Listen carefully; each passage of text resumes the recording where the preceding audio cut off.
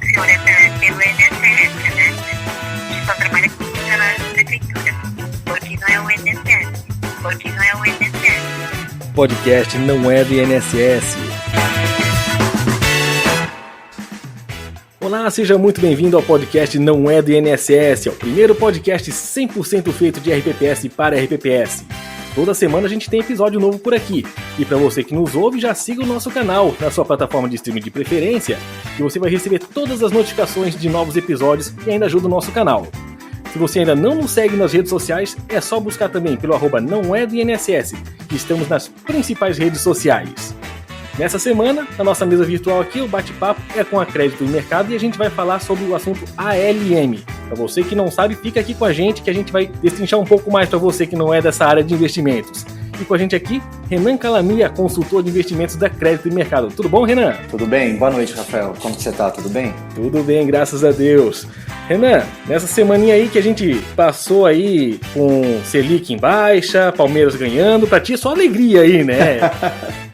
Foi uma boa semana. Foi uma ótima semana, né? Não gosto de comemorar antes, vamos ver o jogo da volta. Ok.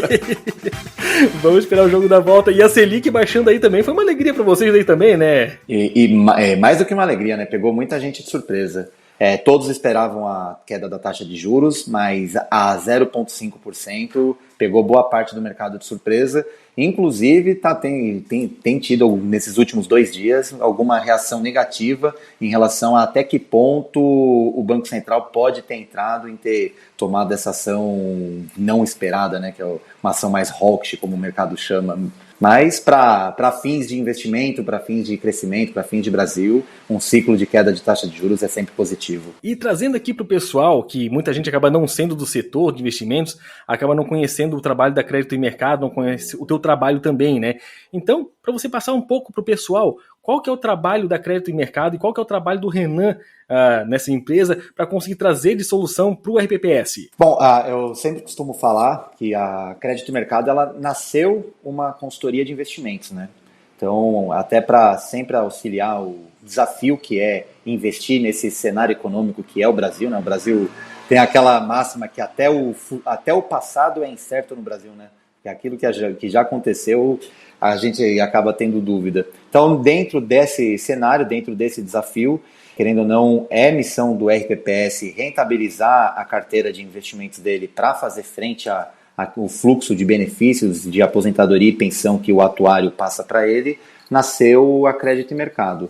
Então, nascemos com esse desafio de trazer para o RPPS soluções em relação à alocação dos seus investimentos, só que hoje a Crédito e Mercado ela é muito mais do que isso. Então, dentro desse desafio que é ser um gestor da RPPS, a Crédito e Mercado costuma agir não só como uma consultoria, mas sim como uma empresa parceira. Então, dentro da consultoria de investimento, a gente tem todo o auxílio em relação aos trâmites burocráticos que se exige do RPPS em relação aos seus investimentos. Então, estou falando desde o auxílio ao preenchimento do CadPrev até o auxílio junto aos credenciamentos das instituições financeiras, até soluções mais técnicas, que uma delas é a ALM, que nós vamos bater um papo hoje sobre. Temos também, desde 2018, auxílio à certificação, ao Progestão. Então, a gente tem hoje a Crédito e Mercado, dentro dos seus mais de 450 clientes da consultoria, temos mais de 150 RPPS que nós auxiliamos a tirar os progestões desde do nível mais simples, o nível mais 1, até o nível, os níveis mais avançados. E hoje a Crédito e Mercado ela não foca só no mundo dos investimentos. Então a gente tenta sempre ser uma solução para o RPPS em relação à gestão do RPPS. Ou seja, já consegue trazer um pouco mais do que somente uma consultoria de investimentos que vai falar sobre fundo, falar sobre cenário econômico. É realmente trabalhar em cima de gestão de RPPS também, né? Exatamente. Esse é o nosso principal foco hoje. É não só ficar em cima de alocação, de análise de fundo e de investimentos e partir para o que é o desafio do gestor do RPPS, que é entender uma LM, a certificação do Progestão, que tudo acaba englobando o mundo dos investimentos. Mas hoje a gente tenta estar muito mais no dia a dia do RPPS do que só falando de investimentos. Bacana. E nisso aí que falasse agora, né, dois termos que eu ia citar por agora aqui, a parte do ALM, que é o nosso assunto de hoje, e o progestão. O ALM é um estudo já de longa data, né, onde a gente vai falar um pouco mais sobre Markowitz mais adiante, que ele que fez esse estudo de ALM, de alocação eficiente dos ativos. No mundo do RPPS, isso só foi se popularizar com a vinda mesmo, com o advento do progestão. E tem muitos dos RPPS que simplesmente ainda não conhecem como que funciona esse estudo. Quando tem que fazer, faz uma questão pro forma por conta do progestão, né? Dito isso, queria que você explicasse para o pessoal no que consiste esse estudo de ALM na carteira de um RPPS. Bom, primeiro, perdoa meu inglês, né? Mas o ALM, que é o Asset Liability Management, ele, traduzido ao pé da letra, ele é o gerenciamento do seu ativo em relação ao seu passivo. Então, o ativo do RPPS ele é o seu patrimônio líquido e o passivo é tudo que o atuário traz em relação ao fluxo de benefícios presentes e futuro. Então, a ideia isso é sempre interessante, né? Porque a missão do RPPS em relação a investimentos não é nem ser o cara que menos perde dinheiro no mundo, aquela carteira mais conservadora, como também não é ser a capa da Forbes como a maior rentabilidade do mundo. Então, o objetivo do RPPS é rentabilizar o suficiente para cumprir a sua meta de rentabilidade para fazer frente àquele fluxo de aposentadorias projetada para o futuro. Por isso que existe LM. E já que eu tenho uma meta de rentabilidade, já que eu não preciso rentabilizar o máximo possível e nem ser o máximo possível conservador, que eu atinja essa meta de rentabilidade incorrendo no menor risco possível. Ou seja, atingir aquela rentabilidade de forma eficiente, que é o que o Markowitz nos traz. É trazer a melhor forma de atingir aquele retorno esperado, ou seja, incorrer o menor risco possível. A ALM, para qualquer gestão de previdência, para qualquer gestão que eu tenho um passivo de longo prazo, ele não deveria nem ser opção. Tecnicamente, ele é obrigatório. Eu não tenho condições de fazer uma gestão de RPPS sem antes fazer a sua LM. Se você me perguntasse, Renan, na ordem de prioridade, o que é mais importante na gestão do RPPS, a LM ela é até mais importante do que a própria política de investimentos. Até porque tecnicamente falando, eu não teria condições de montar uma política de investimentos sem ter uma LM calculada antes. Então, a LM é o primeiro passo de uma gestão, o segundo passo seria a política de investimentos. Acho que a melhor forma da gente entender uma LM, eu faço sempre um paralelo com o Waze, né? Eu posso ser o melhor motorista do mundo, eu posso ter o melhor carro do mundo. Se eu entrar num carro e não tiver um endereço para digitar, eu não vou conseguir dirigir, eu não vou sair do lugar. Então, o que é a minha LM? O resultado da minha LM vai ser um endereço. Então, eu vou ter um objetivo, eu vou ter uma carteira que eu tenho que mirar para conseguir rentabilizar aquilo que eu preciso, incorrendo no menor risco possível. E aí, com esse objetivo, através das minhas ferramentas de gestão, que é o meu carro, através do meu conhecimento de direção, que é o gestor e as suas qualificações, eu consigo dispor de quais serão os melhores caminhos para chegar àquele destino. E legal que comentasse também sobre a política de investimentos, que muitos dos RPPS, e eu lembro de ter entrado no RPPS sem ter ainda a LM feita onde eu trabalho hoje, né? Então a gente via lá uma política de investimentos baseada no que a gente já conhecia de produtos, tentando chegar naquele IPCA mais 6, que eu acho que 95% dos RPPS colocava como padrão, né? Ou INPC mais 6, que era o limite percentual. E que aí, hoje, agora com a Secretaria da Previdência, atual Ministério da Previdência, ditando conforme o duration de cada RPPS, qual que é o seu IPCA mais alguma coisa, realmente você ter o ALM te indicando até onde você pode tomar risco, até onde você já começa a tomar risco demais, isso fortalece muito para você ter uma boa política de investimentos, né? Exatamente. Porque se a gente pensar na política de investimento por si só, até porque a alocação que eu vou disponibilizar na política, ela não me ajuda 100% a fazer um controle de risco eficiente. Porque se a gente pensar na política de investimento, principalmente na parte da renda fixa, se você, Rafael, gestor do seu RPPS, amanhã ou depois der a louca e você quiser comprar o título público mais volátil que existe, um IMA B5+, uma NTNB 2055, 2060 e colocar 100% da sua carteira, você vai estar enquadrado. Por quê? Porque a resolução, que é onde se embasa a montagem da política de investimento, principalmente na parte de renda fixa, ela tem uma preocupação de mensurar apenas o risco de crédito. Aí na parte de renda variável, na parte de estruturados, ela tenta dividir em relação ao risco de mercado. Então a LM ela já se faz importante de largada, porque ela é a primeira e principal ferramenta de controle de risco que eu vou ter para o gerenciamento do portfólio do RPPS. Ao longo do estudo de ALM, invariavelmente a gente acaba olhando para trás também, né? Porque o estudo de ALM se baseia nisso, né? Você olhar um pouco para trás ali, ver como que se comportou o mercado e dali ter uma tendência para um futuro de longo prazo e você conseguir fazer esse estudo trazendo a fronteira eficiente que o Markowitz trazia no estudo de ALM, né? Até que ponto que os eventos como a pandemia que a gente teve há alguns anos atrás aí, ainda impactam esses estudos de ALM que são elaborados atualmente? Bom, sempre impactam. Eu dou muito exemplo relacionado com carro, mas como um bom paulistano eu odeio dirigir, tá? Porque é bastante trânsito. Mas eu não consigo dirigir um carro sem um retrovisor. Então é muito importante o Markowitz, por quê? Porque ele vai me trazer como base daquilo que eu espero para o futuro,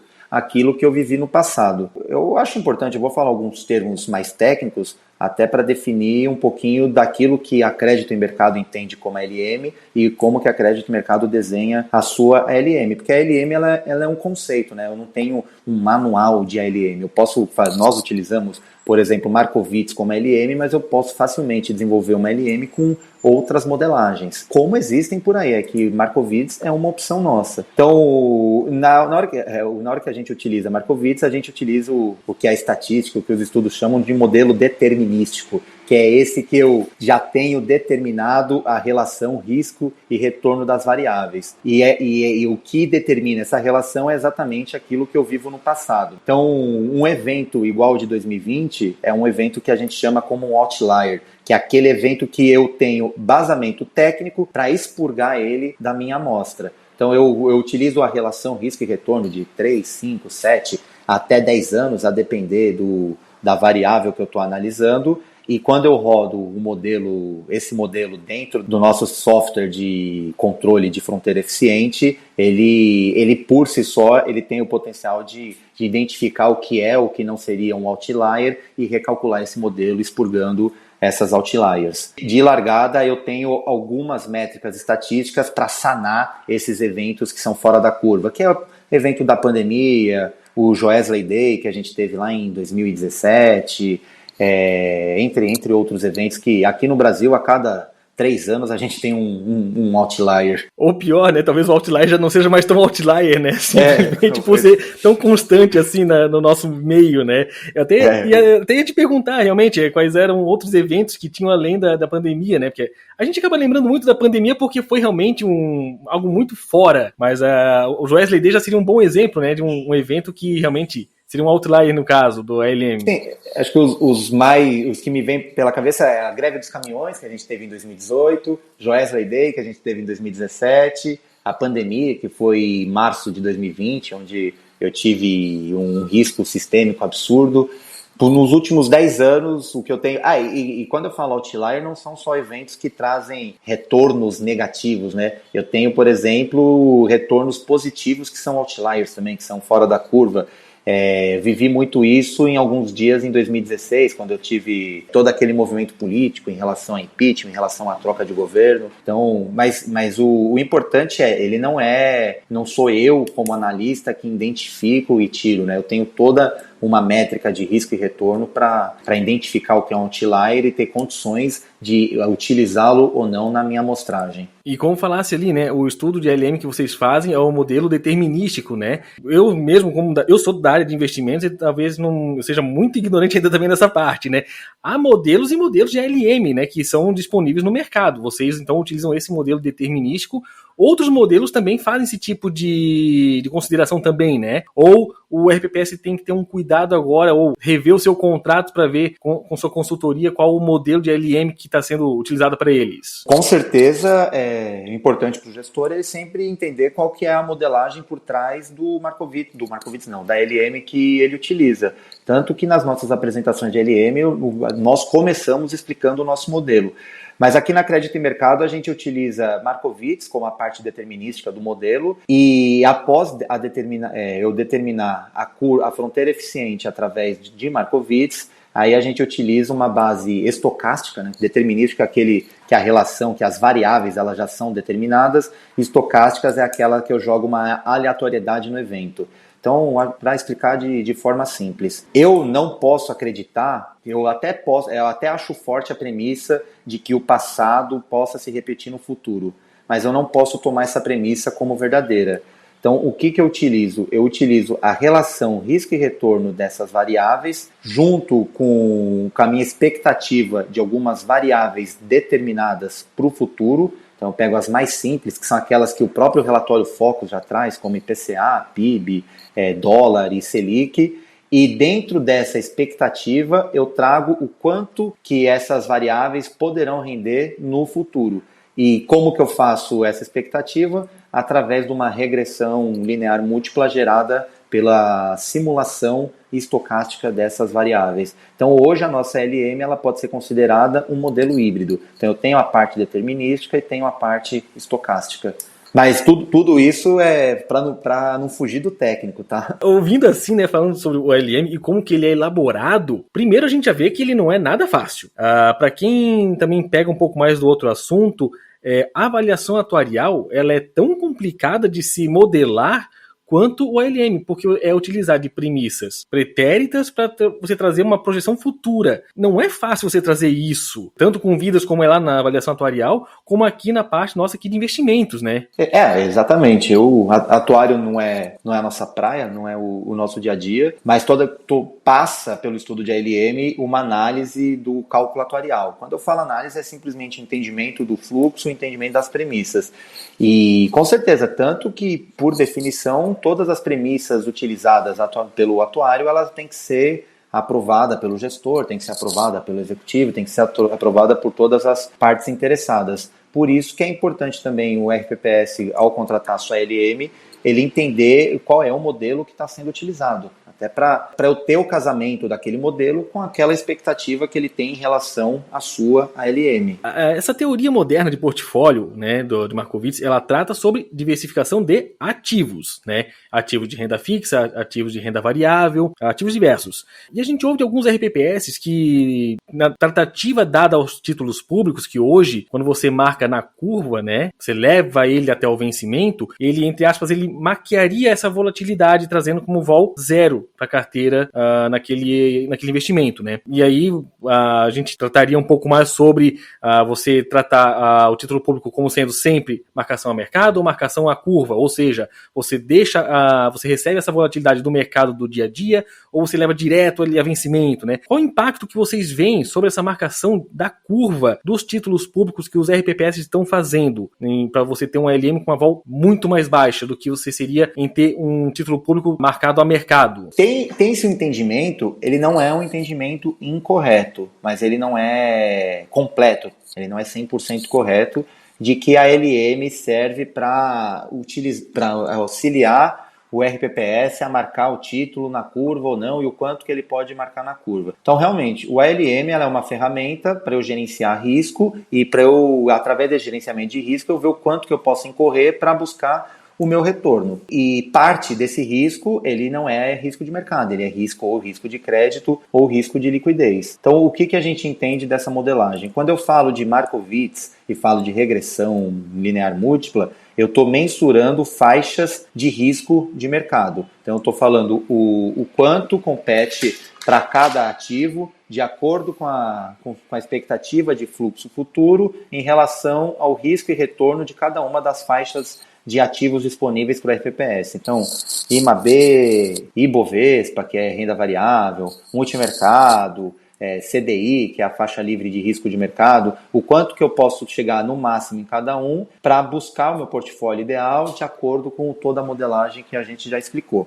Dentro dessa modelagem de Markowitz, eu tenho condições de desenvolver o que eu chamo do inglês também, que é o cash flow matching, que é ou a imunização de passivo. Eu tenho condições de desenvolver o quanto que eu posso alocar em cada uma das faixas de título público, por exemplo, e aqui é bem interessante, eu consigo fazer imunização de passivo, no caso do RPPS, com as NTN-B, por quê? Porque atuarialmente falando, o passivo do RPPS ele é corrigido a IPCA, ele é corrigido a taxas reais de crescimento, né? O IPCA mais uma taxa real.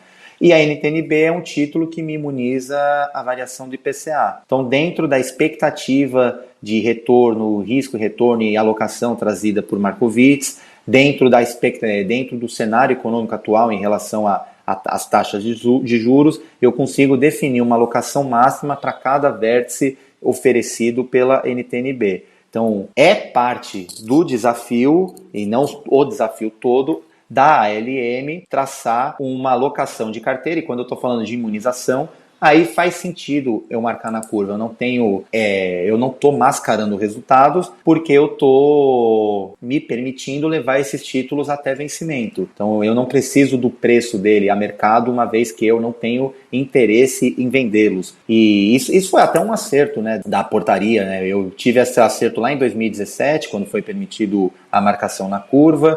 E agora, a 1467 em 2022, expandiu esse acerto para outros ativos, né? Então, se eu tiver, por exemplo, um fundo que não tem liquidez, que eu tenha interesse de levar para longo prazo, que eu não tenho interesse em vendê-lo, e eu tiver condições de marcá-lo ele de outra forma que não seja mercado, hoje a 1467 ela traz essa permissão. Então, eu vejo, nós aqui, né, vemos com bons olhos o fato de eu poder marcar ativos na curva, não pelo preço de mercado. E fazer uma pergunta, eu acho que vai ser até meio provocativa agora, né, no mesmo sentido do que ocorre com os títulos públicos marcados à curva, né, na questão de você adquirir os fundos de investimento, principalmente de renda variável, que tem uma volatilidade muito grande, né, e há casos onde o RPPS compra uma cota alta e ele eventualmente cai. Hoje, a marcação a mercado permite que você leve toda a volatilidade junto. Partindo da premissa de que o RPPS também não tenha interesse em vender ele a cota abaixo do que ele comprou, seria possível de permitir, via política de investimentos ou algum outro instrumento, de se colocar ele com vol zero enquanto ele não chegar nessa cota que ele comprou? Em relação a fundos de ações especificamente, hoje eu não enxergo nenhuma métrica segura que possa me trazer essa marcação. Aqui é que não vai a câmera, né? Mas eu estou pondo sempre entre aspas essa marcação na curva, porque não é a terminologia correta, em relação a ações. Mas eu tenho um bom exemplo, que não é uma ação, mas é parecida, que é a questão dos fundos imobiliários. Então, fundos imobiliários, eles funcionam como uma ação, eles têm um ticker lá no Ibovespa, que é o que me traz o preço a mercado dele. Se eu for lá na CVM, eu vou entrar nesse mesmo CNPJ desse mesmo fundo e vou enxergar a cota patrimonial, que é o paralelo do marcação na curva dos fundos imobiliários. Então, no caso do RPPS, que ele não tem, por exemplo, interesse em desinvestir aquele fundo imobiliário, hoje ele já tem condições já é permitido, né, diferente da 402 que obrigava a marcar mercado, a 1467 permite você classificar como ativo para o vencimento e marcar pela cota patrimonial. Então hoje a gente já tem essa leitura na 1467. Agora, em relação a ações, a fundos de ações, do mesmo jeito que é muito difícil eu trazer o risco de mercado de um fundo de crédito, é muito difícil tirar o risco de mercado de um fundo de ações. Então é permitido, mas eu não enxergo o modelo hoje que me traga segurança para fazer isso. Perfeito, até eu trago essa pergunta porque realmente depois da pandemia vieram várias cotas virando negativo em muitos RPPS, né? E aí isso trouxe uma volatilidade gigante, né? Então, isso já se viu em vários relatórios de investimentos, vários estudos de LM também, né? A situação da volatilidade muito grande em alguns RPPS, né? Então aí até por isso já pensei, poxa, trazer esse tipo de questionamento para o pessoal também entender, né? Da mesma premissa do título público que poderia eventualmente, vai que tem uma inovação da 1467 nesse sentido também, né? E aí possa eventualmente congelar um pouco dessa volatilidade do risco do RPPS. Sim, não, com certeza. Mas o mais importante para o gestor do RPPS é entender que volatilidade não é crime. Eu não tenho problema em desvalorizações do meu portfólio.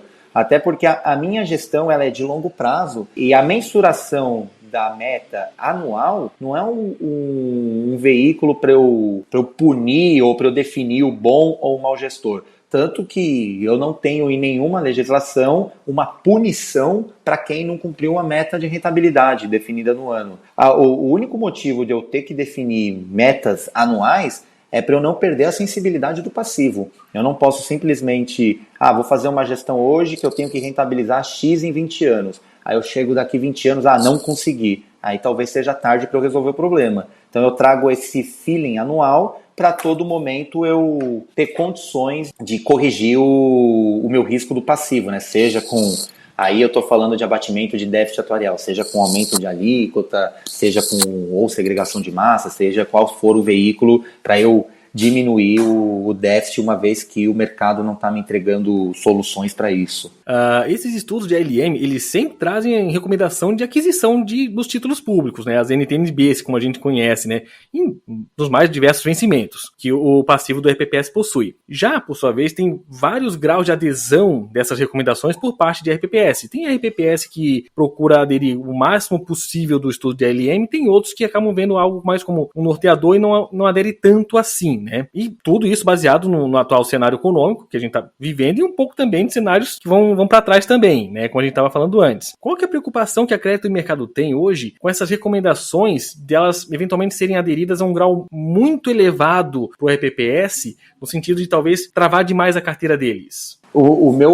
Na verdade, a nossa preocupação ela é gigante, mas não é nem em relação à liquidez, porque mesmo que eu marque as NTNB na curva, a 1467 ela me traz alternativas de troca de marcação. Então amanhã ou depois, se eu tiver que trocar a marcação, eu posso marcar mercado, contabilizar o lucro ou prejuízo e vender. O meu ponto é que todo ALM ele utiliza o fluxo futuro de receitas definida no cálculo atuarial. E lá na definição do fluxo de receitas está o aporte patronal, o aporte do servidor e o aporte suplementar se o RPPS tiver. E nenhum modelo, pelo menos nenhum que nós conhecemos, traz métricas de mensuração de risco de crédito do ente federativo, porque ele existe e ele é um risco que a gente não pode ignorar. Eu estou assumindo que tudo que está naquele cálculo atuarial vai ser pago bonitinho, mês a mês, e a prefeitura nunca vai atrasar, e eu não vou ter problemas de caixa na prefeitura. E para gente que, eu pelo menos estou há mais de 10 anos nesse mercado, mais de 450 clientes, eu sei que não é assim. É muito mais fácil eu ter um atraso, é muito mais fácil aquilo não ser cumprido do que ser cumprido. Então, a nossa preocupação, e por isso que a gente adota um modelo conservador em relação à imunização do passivo, em relação à sugestão de alocações da NTNB, é muito por conta desse risco hoje pouco mensurado pelo mercado em relação ao risco de crédito do ente federativo. Ou seja, aí a gente volta a falar um pouco também sobre a avaliação atuarial e o que ele impacta para o estudo de LM, né? Para ver como o negócio é complexo mesmo. Não é simplesmente a cabeça, por exemplo, da Crédito e Mercado trazendo aqui, não, você pode comprar 50% NTNB 2050, 55, tá tudo certo. Isso vem de outros estudos em conjunto para vocês. Com certeza. Fazer uma fala de atuário aqui, né? Tudo passa por uma base de dados bem feita. Se eu não tiver uma base de dados lá bem feita, eu não vou ter um cálculo atuarial bem feito, não vou ter uma LM bem feita, não vou ter uma política de investimento bem feita. No final, o gestor tá deliberando junto com o seu conselho administrativo, junto com o seu comitê, soluções embasadas em dados não reais. Então, tudo parte pela base, tudo parte pelo cálculo atuarial, sim. É muito importante para a gente. Mas o que a gente vê muito são soluções atuariais que muitas vezes a sensibilidade que nós temos é que isso pensando em contabilidade pública, em orçamento público, ela possa não parar em pé no longo prazo. Então, por isso que a Crédito e Mercado, quando desenvolveu a sua LM, ela adotou premissas conservadoras em relação à alocação de NTNBs na curva ou de investimentos de baixa liquidez. Trazendo aqui uma última pergunta para a gente aqui no nosso episódio de hoje, é senso comum, né, que a alocação dos recursos ela passa por essa mitigação de riscos, né? Então, para quem está nos ouvindo aqui e não é da área de investimento, já viu que o LM ele vai trazer essa mitigação de riscos. Afinal de contas, a volatilidade ela é vilã da rentabilidade dos RPPS? Não, quando a gente fala, eu falo até o contrário. Na verdade, a volatilidade ela é amiga do investidor de longo prazo. Quando o preço da bolsa cai, o gestor do RPPS ele deveria ficar feliz. Por quê? Porque eu estou tendo uma oportunidade de compra.